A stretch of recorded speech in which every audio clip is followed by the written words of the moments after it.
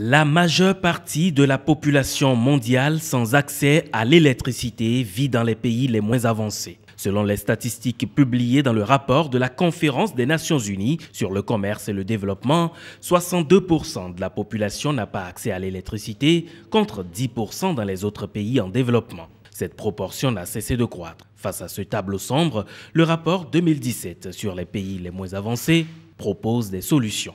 D'abord, au niveau de la production, donc aller des solutions globales anciennes à des solutions décentralisées et diversifiées, puisqu'aujourd'hui, il est possible d'avoir de l'énergie en utilisant plusieurs solutions techniques, diverses solutions techniques.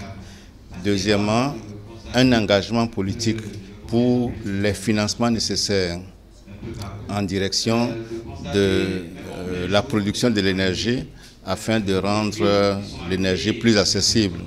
L'énergie pour tous dans les pays les moins avancés exige davantage un accès à l'énergie couvrant les besoins élémentaires des ménages. La transformation structurelle peut donc contribuer à améliorer l'accès à cette source vitale, même dans les zones rurales. Une particularité du rapport également, c'est de montrer la dichotomie entre le rural et l'urbain. Donc, dans les pays, dans les PMA en particulier, la disponibilité de l'énergie en zone rurale est très faible.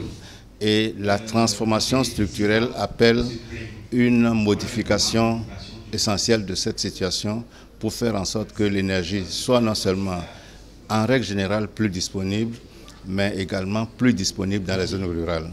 Il est donc un constat que c'est dans les pays les moins avancés que se joueront la réussite ou l'échec du programme de développement durable à l'horizon 2030. Le rôle central de l'accès à des services énergétiques modernes est donc déterminant.